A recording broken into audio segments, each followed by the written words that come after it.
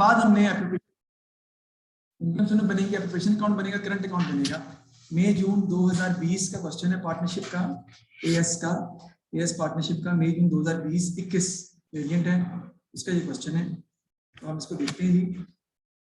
कहते हैं जी Hamza and Noor are in partnership, they own a service business. Service business का मतलब क्या होता है?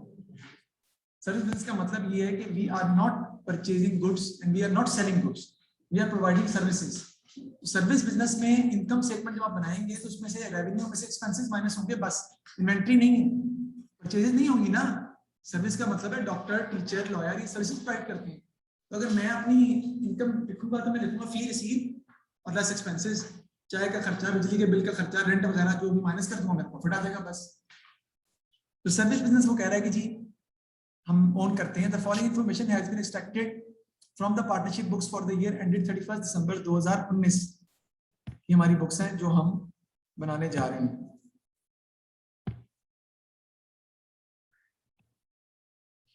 ठीक है, एडमिनिस्ट्रेटिव एक्सपेंसेस दिए हैं आपको 18270 के, इक्विपमेंट दिया हुआ है 1 जनवरी, कॉस्ट भी दी हुई है, डेप्रिसिएशन भी दी हुई है, लोन अकाउंट दिया हुआ है हमजा। ये कौन समझाएगा मुझे, ये लोन अकाउंट क्या है? पहला मैंने बताया है वैसे पहले, लेकिन आप बता सकते हैं तो। लोन लिया है बिजनेस से?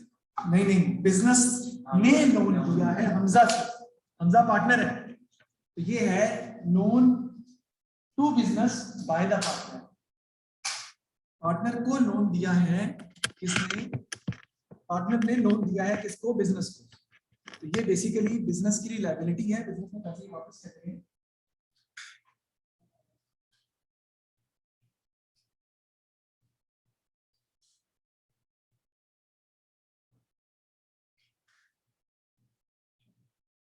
ठीक है, आगे देखते हैं हम। फिर मोटर व्हीकल है, कॉस्ट है, प्रोविजन फॉर डेप्रिसिएशन दी हुई है, रेवेन्यू है, वेजेस ऑफ असिस्टेंट है। आगे the administrative expenses include 1800 insurance for the 3 months ended 28 February. Assistant works a 5-day week and is paid a weekly wage of 350. At 31st December 2019, 3 days wages were due but unpaid. Hamza's loan was provided on 1st April. He is entitled to interest of 8% per annum. Loan interest has not yet been paid to Hamza. Depreciation policy is equipment 15% per annum है और motor vehicle पे 20% per annum है, reducing balance method से. A full year depreciation is charged in the year of purchase but not in the year of disposal.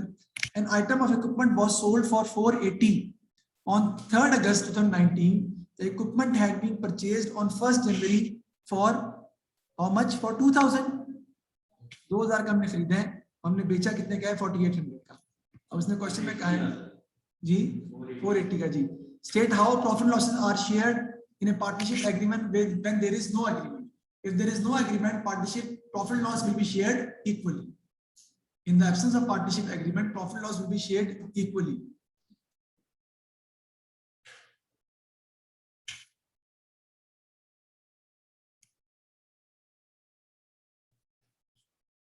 Again, explain 2 reasons why you would recommend partners to have a written agreement other than stating a ratio for sharing profit and loss, so that they can calculate interest on capital, so that they can calculate interest on drawing, so that part salary can be paid to the person who is working, who is providing services to the business. ये सब चीजें करने के लिए हम agreement जो है वो बनाते हैं। और एंड ये भी लिख सकते हैं for the disbursement of profit between partners, for the distribution of profit between partners, for the division of profit between partners के लिए हम पार्टनरशिप एग्रीमेंट बनाते हैं, ताकि आपस में उनका जो ताल्लुक है, ठीक है ना, उनका रिलेशनशिप आपस में जो है उसको मेजर करने के लिए, उसको देखने के लिए बनाते हैं। अब मैंने बनानी है जी इसकी इनकम स्टेटमेंट जी for the division of profits between partners. अब हमने इसकी बनानी है जी इनकम स्टेटमेंट। हम देखते हैं कि इनकम स्टेटमेंट कैसे बनाते हैं, जो कि थोड़ा सा तंग करेगी आपको, बाकियों को तो खैर बिल्कुल नहीं करेगी, आप लोगों को थोड़ा सा प्रॉब्लम हो सकती है।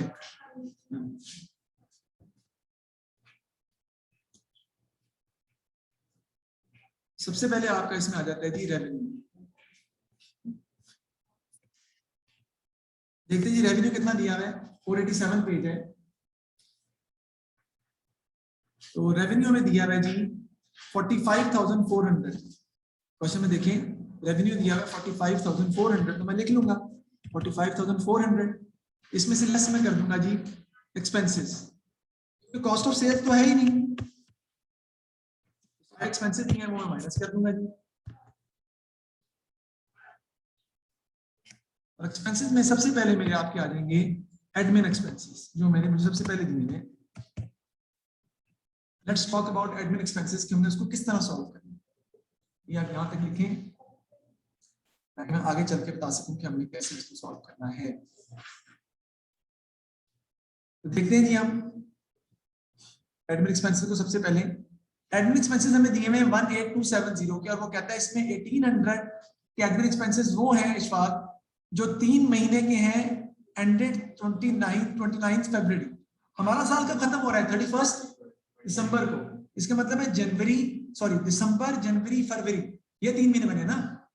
तो दिसंबर के तो आपके आ रहे हैं, वो तो इस साल में फॉल करते हैं, लेकिन जो 1800 में से 2 माह के इंश्योरेंस है जो शामिल है एडमिन एक्सपेंसेस में, वो इस साल की इंश्योरेंस नहीं है, वो प्रीपेड इंश्योरेंस है। तो उसे हम क्या कर देंगे, उसे हम माइनस कर देंगे। कैसे निकालेंगे हम? 1800 जी 1800 सरमत मल्टीप्लाइड बाय 2 डिवाइडेड बाय 3, ये कितने आ गए आपके पास? 1200। ये 1200 की जो इंश्योरेंस है ये प्रीपेड। ये जो 1800 है ये 3 महीने की इंश्योरेंस है। किस किस की? दिसंबर की, जनवरी की, फरवरी। तो सरमत 1 महीने की बनी 600, दिसंबर की 600 हमारा एक्सपेंस है, लेकिन जनवरी और फरवरी की 600 और 600 1200 हमारा एक्सपेंस नहीं है, क्योंकि वो अगले साल का एक्सपेंस है। हमारा साल 31 दिसंबर को खत्म हो जाता है। तो जो जनवरी और फरवरी की भी हम पे कर चुके हैं, वो हमारा इस साल का एक्सपेंस नहीं है, वो प्रीपेड एक्सपेंस है। वो एक्सपेंसेस में क्या कर देंगे? माइनस कर देंगे और बैलेंस शीट में करंट एसेट में लिखेंगे, क्योंकि वो इस साल का एक्सपेंस नहीं है।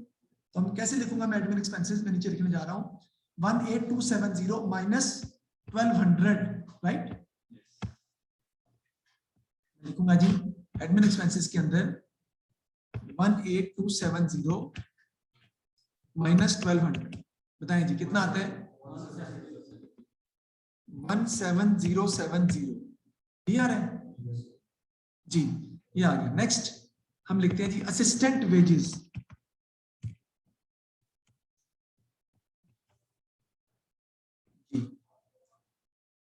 देखते हैं सबसे पहले जी हम असिस्टेंट वेजेस जो हैं वो हमें क्वेश्चन में कितनी दी है, उसके बारे में क्या बताया है। कहता है जी असिस्टेंट वेजेस दी है, wage of assistant 15,540। Assistant works a 5-day week and is paid a weekly wage of 350. At 31st December, 3 days wages were due but unpaid.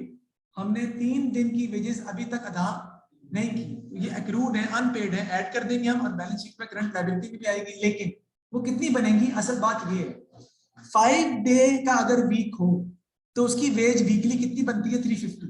तो एक दिन की वेज कितनी बनेगी? 350 डिवाइडेड बाय 5। मैं कर लूंगा 350 डिवाइडेड बाय 5, तो एक दिन की वेज मेरी आ जाएगी कितनी? 70। अब वो कहता है कि 3 दिन की जो है ना, 3 दिन की वेज जो है वो आपकी एक्रूड है, अनपेड है। वो मल्टीप्लाई कर देंगे हम तो कितनी आ जाएगी? 210। ये एक्रूड है, ये आपको ऐड करेंगे। तो क्या लिखूंगा जी मैं? वेजेस ऑफ असिस्टेंट जो है वो दी हुई है 15,540, उसमें ऐड कर दूंगा 210। असिस्टेंट वेजेस 15,540 प्लस 210 जी कितना आता है जी? 15,750। ये आपकी वेजेस ऑफ असिस्टेंट आ गई। आगे चलते हैं जी, और हमें कौन से एक्सपेंसेस दिए हुए हैं। इसके बाद हमारे आते हैं जी लोन पे जो इंटरेस्ट है वो देख लेते हैं जी।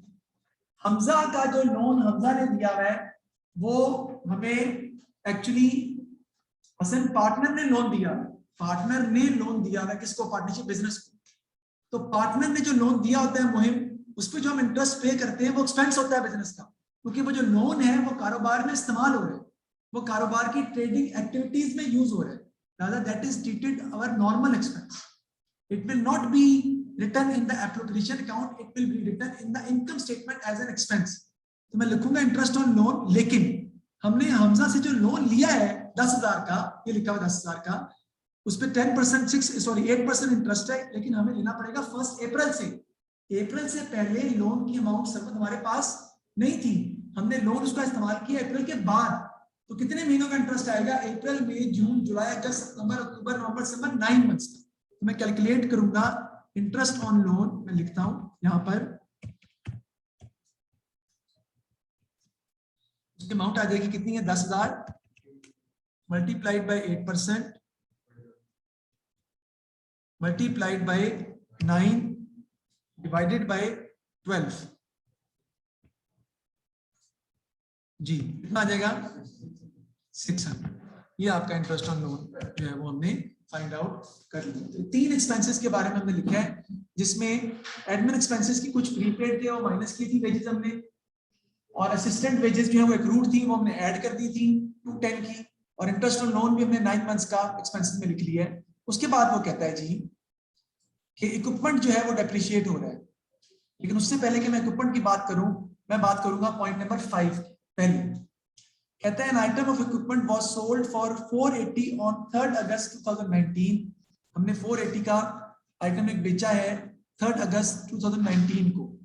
हमारे पास जो डाटा दिया हुआ है वो 31 दिसंबर 2019 का दिया, ऐसे ही है। तो 3 अगस्त को हमने एसेट बेचा है 2019 में। This equipment had been purchased on 1 January for 2000। हमने 1 जनवरी को परचेज किया था 2000 का। इस पर आपको पहले डेप्रिसिएशन निकालनी पड़ेगी, और डेप्रिसिएशन क्या होती है उसके बारे में थोड़ा सा मुझे बताना पड़ेगा आप दोनों को। आपको डेप्रिसिएशन क्या होती है कि जो नॉन करंट एसेट्स होते हैं आपके, building, machinery, motor vehicle, furniture, equipment, इन पर डेप्रिसिएशन चार्ज की जाती है। यानी जितना इसको आप इस्तेमाल करते हैं, इनकी value with the use of the asset, इनकी वैल्यू आहिस्ते आहिस्ते क्या होना शुरू हो जाती है? कम होना शुरू हो जाती है। That decrease in the value of asset is called depreciation, and depreciation is an expense for the business. Business का वो expense है, loss के तौर पर उसे treat करते हैं और expenses में लिखते हैं। तो 2000 का एसेट आपने बेचा है 480 का, लेकिन आपने उसे परचेज किया था 1 जनवरी 2017 में। इसका मतलब है कि इस पर डेप्रिसिएशन कितनी अब तक हो चुकी है, यानी इसकी असल वैल्यू कितनी होगी? 2000। डेप्रिसिएशन पर, इक्विपमेंट पर डेप्रिसिएशन कितनी है? 15%। तो पहले मैं 15% माइनस करूंगा, इसमें से कितना आ जाएगा? नहीं 3000। 2015 में इस पर डेप्रिसिएशन होगी, 17 में सॉरी 300 बनती है।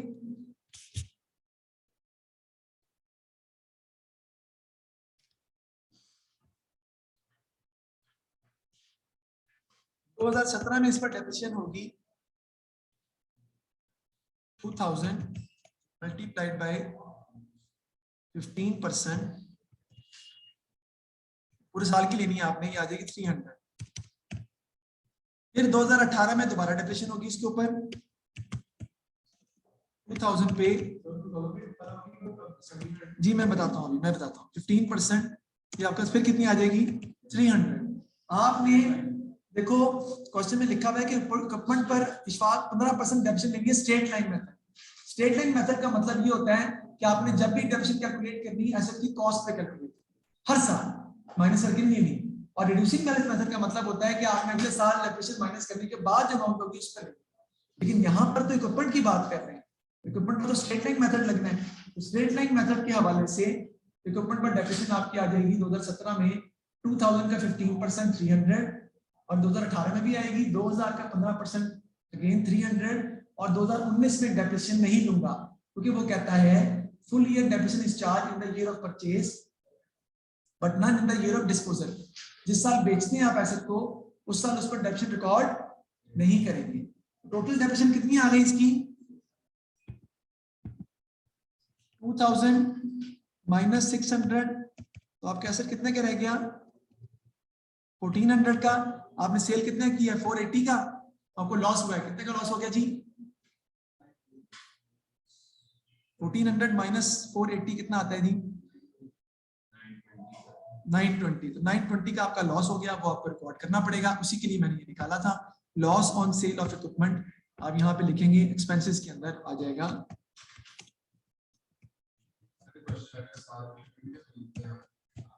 जी फिर आपको मंथ्स के हिसाब से करना पड़ेगा। अभी डेफिसिट चैप्टर क्योंकि आपको मैंने पढ़ाया नहीं है इसलिए मैं बहुत ज्यादा डिटेल में उसमें नहीं जा रहा। Loss on sale of equipment कितना निकल रहा है? 920 का आ जाएगा loss on sale of equipment. ये मैंने कैसे निकाला, मैं दोबारा रिपीट कर रहा हूँ। एसेट की कॉस्ट 2000 थी, 2 साल उस पर डेप्रिसिएशन हुई है स्ट्रेट लाइन मेथड से, ओरिजिनल कॉस्ट मेथड से। यानी जब भी डेप्रिसिएशन लेनी है एसेट की ओरिजिनल कॉस्ट पे लेनी है आपने, वो आई 600 टोटल माइनस कर दिया, तो आपका एसेट इस वक्त उसकी बुक वैल्यू 1400 है, जबकि बिकता वो 480 है। अब उससे आपको लॉस हो गया 920 का, तो वो अपनी वैल्यू से बहुत कम कीमत पर बिक रहा है। आगे चलते हैं जी नेक्स्ट। अभी तो करना है, वो लेना है, वो अभी तो लेना है, बता रहा हूँ, वो हो चुकी नहीं है ना, नहीं समझे। ये जो मैं डेट बता रहा है कब बिक रहा है, 3 अगस्त को। इसका मतलब है जो इस पर डेप्शन वगैरह सब कुछ है वो ऊपर एडजस्ट हो चुकी है, उन एसेट्स पर आपने डेप्शन भी निकालनी है साल के जी, बाकियों पे निकालेंगे। तो कॉस्ट कितनी है आपकी 11,000। इक्विपमेंट की कॉस्ट कितनी है, डेप्शन लेंगे इसके ऊपर 11,000 पे कितने परसेंट डेप्रिसिएशन ऑन इक्विपमेंट हम ले लेते हैं। हाँ जी, हाँ, प्रोविजन फॉर डेप्रिसिएशन का मतलब है कि वो पिछले सालों की डेप्रिसिएशन है जो आपने अभी तक माइनस नहीं की। तो प्रोविजन फॉर डेप्रिसिएशन का मतलब इस साल की डेप्रिसिएशन नहीं, वो पिछले सालों की डेप्रिसिएशन जो नहीं एक्सपेंसेस नहीं आई, क्योंकि एक्सपेंसेस में वो डेप्रिसिएशन आनी है जो इस साल होनी है, ये डेप्रिसिएशन है पिछले सालों के एक्सपेंसेस।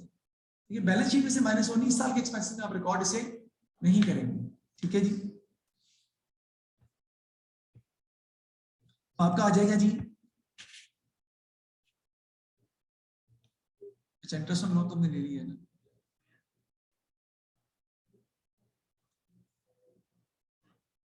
जी, तो 11,000 में कितनी परसेंट डेप्रिसिएशन आ जाएगी आपकी, निकालें। 15% है ना, 15% जी, कितनी आ गई जी, 16,1650। और दूसरे में हम निकालेंगे डेप्रिसिएशन ऑन मोटर व्हीकल है, उस पर रिड्यूसिंग बैलेंस मेथड आपने लगाना है। तो पहले आप उसमें से डेप्रिसिएशन माइनस करेंगे 20,000 माइनस 7,200, यानी 20,000 माइनस 7,200। जो पहले डेप्रिसिएशन हो चुकी है वो माइनस करेंगे, जो आएगा उस पे निकालेंगे। कितना आता है आंसर, 12,800। इस पे निकालेंगे हम कितने परसेंट, 20% है जी, कितनी आती है जी, 2560। ये हम ले लेंगे जी, बस यही है, इसका टोटल कर देंगे हम, ये एक्सपेंसेस माइनस कर देंगे, तो आपके पास बेसिकली प्रॉफिट जो है वो आ जाएगा। और कोई कॉस्ट तो मुझे नजर नहीं आ रही इसके अलावा, वरना मैं डेफिनेटली रिकॉर्ड करता। जी जी जी, बिल्कुल बिल्कुल। देखें, जो आपने 1 जनवरी को इक्विपमेंट खरीदा है, वो बात कर रहे हैं कि हमने बेचा है 3 अगस्त को, ठीक है। तो अगर, तो आपने उस पर ले भी सकते हैं, मैं ये नहीं कह रहा, तो फिर आप माइनस करेंगे, फिर आप 11,000 में से, सॉरी 11,000 में से माइनस करेंगे 2,000, और आपको 3,300 में से भी माइनस करना पड़ेगा 600, फिर दोनों को माइनस करना पड़ेगा, और जो आंसर आएगा उस पर निकालेंगे। लेकिन ये जरूरी नहीं है, क्यों, क्योंकि हम 31 दिसंबर की डेट हमें दी हुई है, हम ये ज्यूम कर सकते हैं कि उसकी कॉस्ट ऑलरेडी हम माइनस कर चुके हैं, तो जम्पशन लेके हम सॉल्व कर सकते हैं इसको, कि हम ऑलरेडी डेप्रिसिएशन माइनस कर चुके हैं, इसमें एसेट बेची है उनकी डेप्रिसिएशन शामिल नहीं है, लेकिन एक्सपेंसेस तो रिकॉर्ड करने पड़ेंगे ना, लॉस प्रॉफिट तो रिकॉर्ड करना है। इस वजह से मैंने उसको उस हिसाब से लिया है कि हम उसको रिकॉर्ड कर चुके हैं, ऑलरेडी रिकॉर्ड कर चुके हैं जी। टोटल करें कितना आता है जी,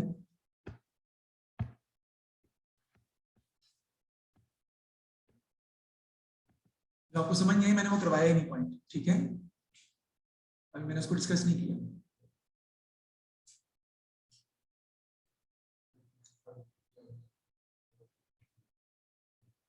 8550 माइनस कर दें, प्रॉफिट कितना आ जाएगा जी, 6850 आपका आ जाएगा प्रॉफिट फॉर द ईयर।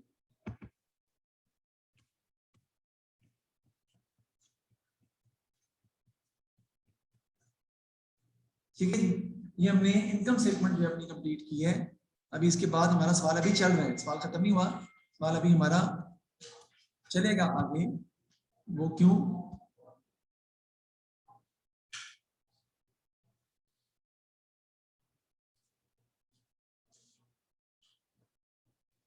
इसलिए ये तो हो गया था ना। इनकम स्टेटमेंट के बाद उसने हमें क्या बनाने का, जरा गौर कीजिएगा, हमने क्या बनाना है, profit and loss. Hamza and Noor have an agreement about sharing profit and losses. The agreement is as follows. Noor is to be given a salary of 11,000. Partners are allowed to have drawings of 14,000 per annum. Interest of 10% is charged on any drawings in excess of this amount. यानी excess of the amount होगी उसमें interest charge होना है. Remaining profit and losses are to be shared in the ratio of Hamza and Noor 3:2. Current account के balance दिए हुए हैं, हमजा का डेबिट और क्रेडिट है, ड्राइंग्स दी हुई हैं आपको हमजा की भी और नूर की भी. रिक्वायर्ड क्या है, to prepare profit loss appropriation account. तो वो मैं बनाता हूँ अब आपके सामने कि वो हमारा किस तरीके से बनेगा. तो यहाँ पे बना लेते हैं, जगह थोड़ी कम तो है लेकिन मेरा ख्याल है कि हो जाएगा.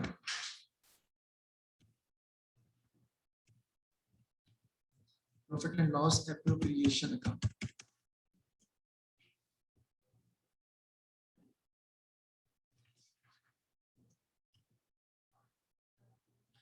शुरू हम इसको करते हैं जी किससे, प्रॉफिट फॉर द ईयर से.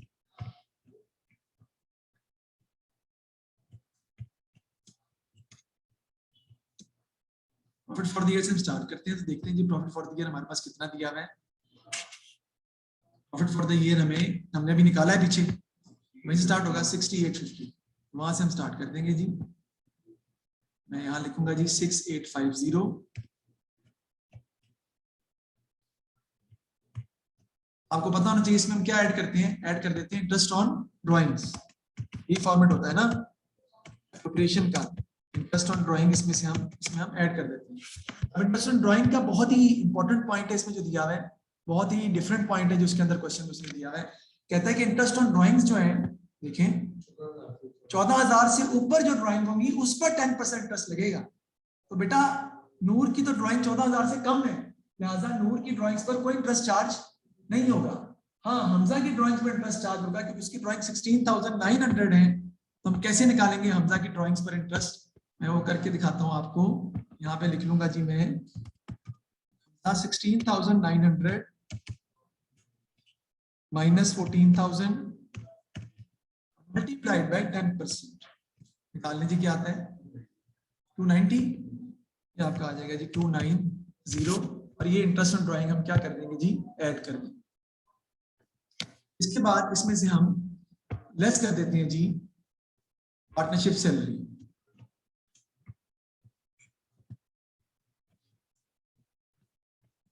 सैलरी एक ही बंदे को मिल रही है, किसको मिल रही है, अगर हम सवाल में देखें नूर को मिल रही है सैलरी. कितने की, 11,000 की.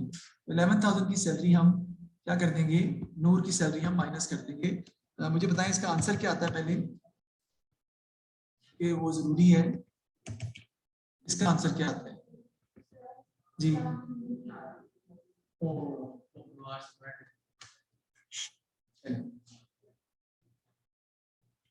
ठीक हो गया जी. बताएं जी टोटल कितना है, 6650 ऐड 290. नहीं 7140. इसमें से 11,000 हम माइनस कर देंगे, सैलरी माइनस होगी. तो आपका जो प्रॉफिट है वो किस में कन्वर्ट हो जाएगा, ऑब्वियसली लॉस में कन्वर्ट हो जाएगा. कितना आ जाएगा 3860. तो मैं इसको ब्रैकेट में लिख लेता हूं क्योंकि नेगेटिव आ गया ना, 3860 नेगेटिव. इसमें से लेस कर देंगे हम interest on capital. Interest on capital minus कर देंगे इसमें से, वो भी दोनों का आएगा. मेरा ख्याल है दिया हुआ शायद हमजा का भी और नूर का भी. कितना कितना उनको हो रहा है देख लेते हैं. इंटरेस्ट ऑन कैपिटल नहीं है, इंटरेस्ट ऑन कैपिटल तो है ही नहीं, ऐसे ही है ना. बस प्रॉफिट लॉस आ जाएगा 3:2 के हिसाब से. तो लॉस है हमारा, तो लॉस आपका 3860 को हम डिस्ट्रीब्यूट कर देंगे लॉस शेयर्ड के नाम से दोनों पार्टनर्स के अंदर. लॉस शेयर्ड पहले नूर है,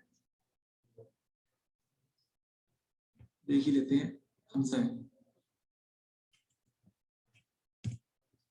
हमजा का आ जाएगा जी 3860 का 3/5 which is going to be a loss. जी कितना आ रहा है 2316, उसका आ जाएगा 3860 का 2/5, 2 डिवाइडेड बाय 5, 1544। ये आपका लॉस शेड हो गया दोनों में, और ये लॉस फिर हम आगे लिख लेंगे, दोबारा आगे लिखना पड़ेगा आपको कि टोटल हमारा वही बनता है जो हमें दिया है क्वेश्चन में, यानी कि 3860 ब्रैकेट में भी आ जाए। हाँ कर सकते हैं, कर सकते हैं। अब हमने बनाना है जी क्या जी, करंट अकाउंट। करंट अकाउंट दोनों के बनाने हैं, उसने क्वेश्चन में हमें करंट अकाउंट भी मांगे हैं, तो वो मैं बनाने जा रहा हूँ जी। अब दोनों का बनाएंगे, ठीक है जी, हमजा का भी और नूर का भी। तो बना लेते हैं हमजा नूर, राइट साइड पर भी बना लेते हैं हम हमजा एंड नूर। अकाउंट को हम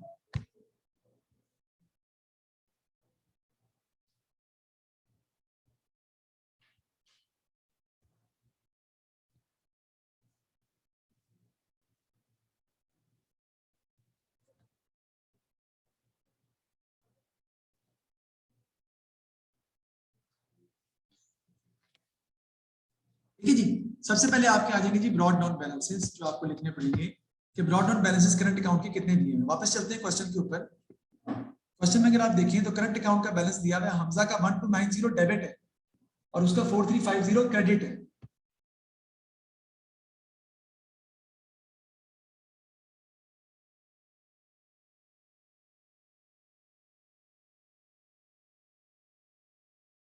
ड्राइंग्स बिल्कुल पूरी आएंगी। तो ब्रॉड डाउन इसका 1290 डेबिट पे है, इसका ब्रॉड डाउन क्रेडिट पे है नूर का, और नूर का ब्रॉड डाउन क्रेडिट पे कितना है वो देख लें हम जरा, 4350, वो लिख लेते हैं हम 4350। उसके बाद लॉस शेड है आपका, वो आ जाएगा, इनका डेबिट पे आना है, कम होना है 2316, उसका आ जाएगा जी 1544। इंटरेस्ट ऑन ड्राइंग्स है, हमजा की तो इंटरेस्ट ऑन ड्राइंग बिल्कुल मौजूद है 290 की, लेकिन नूर की इंटरेस्ट ऑन ड्राइंग कोई नहीं है, क्योंकि 14,000 से अबव पे इंटरेस्ट ऑन ड्राइंग होना था, तो वो नहीं आएगा। फिर ड्राइंग्स कितने की दी हुई है क्वेश्चन में, हमजा की 16,900 और उसकी 13,200, ये भी आती है, ये भी डेबिट साइड पे आती है, 16,900 और 13,200। फिर क्रेडिट पे आपकी सिर्फ सैलरी आ जाएगी, जो मिल रही है salary to Hamza Noor, salary to Noor, और वो कितनी मिल रही है उसको 11,000, उसके अकाउंट में क्रेडिट कर देंगे। बस दैट्स इट, इसका अकाउंट अब हम बैलेंस कर लेंगे। तो मेरा ख्याल है नूर का बैलेंस जो है वो क्रेडिट साइड बढ़ी है, जबकि उसकी डेबिट साइड बढ़ी है।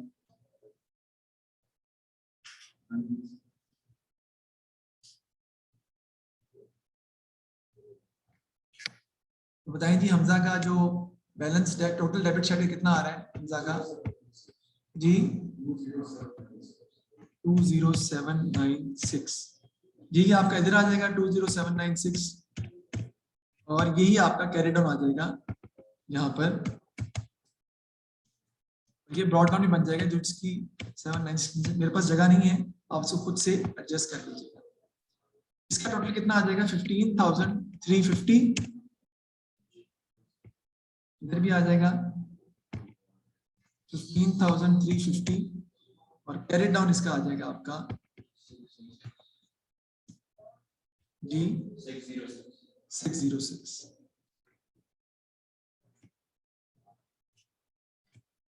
तो उसका मतलब है कि नूर का जो बैलेंस आ रहा है वो बेसिकली क्रेडिट बैलेंस है, पॉजिटिव 606 हमने नूर को पे करने हैं बिजनेस में, और हमजा से हमने 20,796 रुपए वसूल करने। एक चीज में आप मिस कर गया और आप भी मिस कर गए, वो है इंटरेस्ट ऑन लोन। तो इंटरेस्ट ऑन लोन जो है वो भी क्रेडिट होना है किसके अकाउंट में, किसको इंटरेस्ट ऑन लोन मिला था, लोन किसका था देख लेते हैं, इसी जाना पड़ेगा।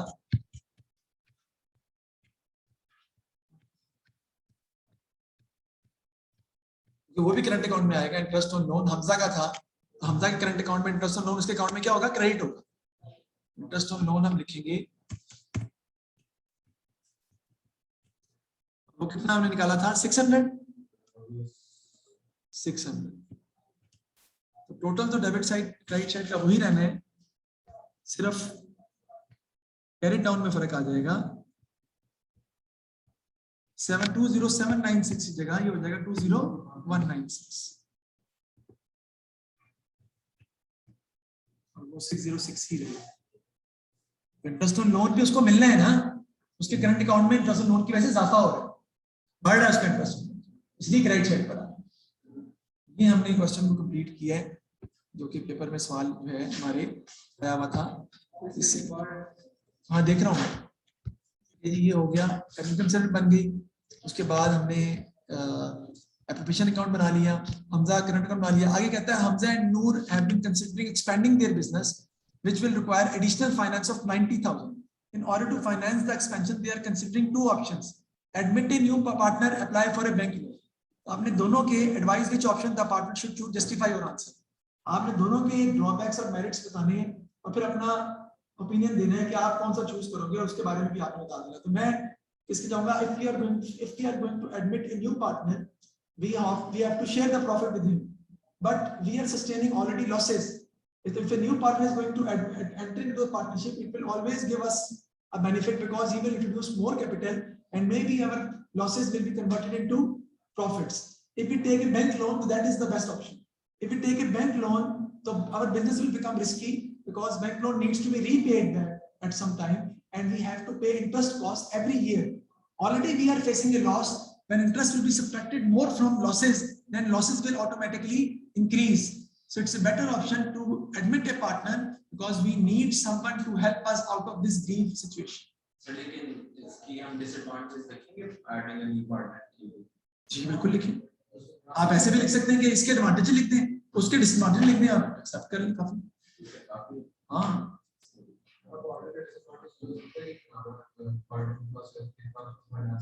नहीं वो होगा, कंफ्लिक्ट पैदा हो सकता है, नया पार्टनर आएगा तो कंफ्लिक्ट हो सकता है, ओपिनियन डिसीजन मेकिंग में प्रॉब्लम हो सकती है, ये सब हो सकता है कि प्रॉफिट कम मिलेगा, प्रॉफिट तो हो नहीं रहा ना, मैं तो लॉस हो रहा है। नहीं सर, अगर वैसे लिख सकता हूँ, वैसे लिख सकते हैं, फ्यूचर में प्रॉफिट होगा तो वो आपको डिस्ट्रीब्यूट करना पड़ेगा या देना पड़ेगा।